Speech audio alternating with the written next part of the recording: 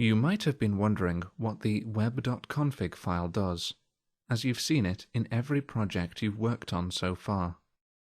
Web.config is an XML file, which contains settings to tell the web server how to handle your website. By changing the settings in Web.config, you can modify many important settings. Changing settings in Visual Studio often automatically makes changes to your Web.config file. Note that XML isn't actually a specific programming language. It's really a standard for storing information. The HTML code you wrote earlier was a form of XML. XML always works as a series of nested tags enclosed in less than and greater than symbols, which open and close in exactly the same way as HTML tags do. The Web.config file recognizes different tags to HTML, but basically works the same way. Because XML can be used to store any kind of value in a hierarchy, it's an extremely versatile way to store data. To begin, open the C# test sample file from your sample files folder.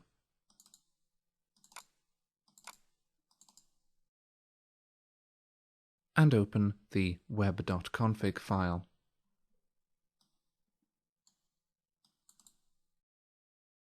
As you can see, there is actually very little code inside the Web.config file. This is because you are using ASP.NET 4. ASP.NET 4 automatically manages a lot of things that had to be in Web.config in previous versions. We are now going to use Web.config to switch on custom errors. Custom errors is a setting that determines whether ASP.NET displays the details of error messages to visitors to the site. On a live site, the details of errors should be hidden from visitors, as they contain glimpses into the site's code, which may be a security risk. Add the following line of code to Web.config inside the system.web tag. Custom errors, mode equals on. Now view the crashme.aspx page in your browser. Note that you must do this either by right-clicking on it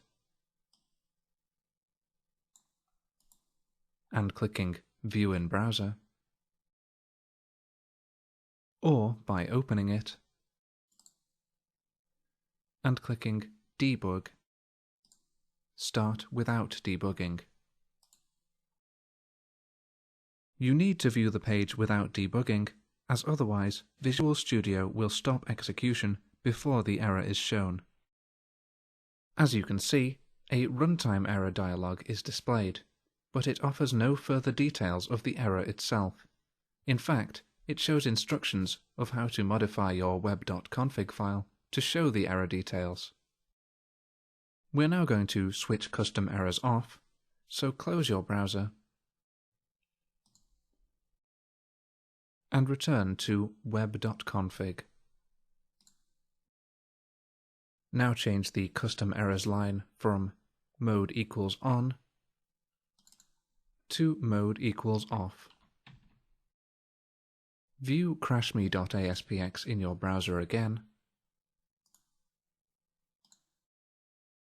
and this time you can see the full details of the error message as you have switched off custom errors.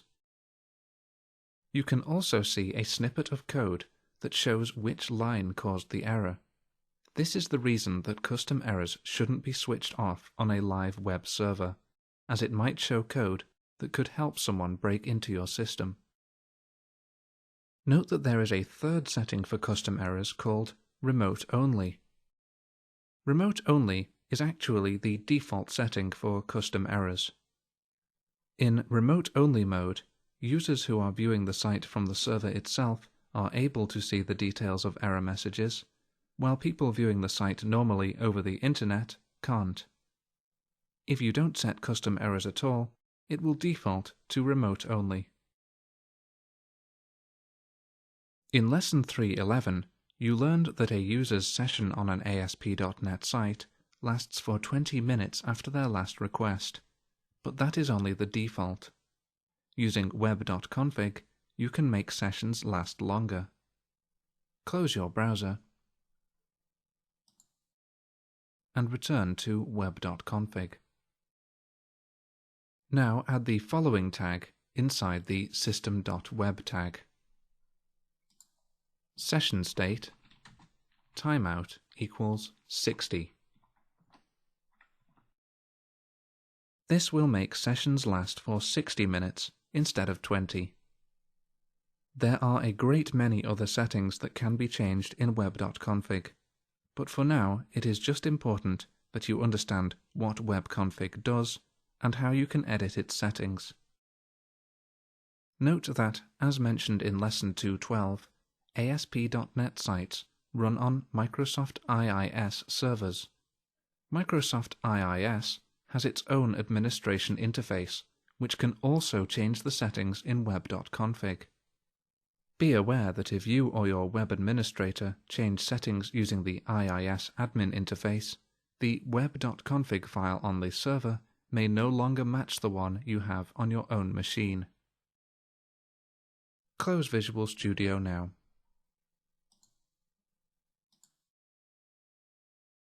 You've now completed Lesson 3.13. Edit the Web.config file.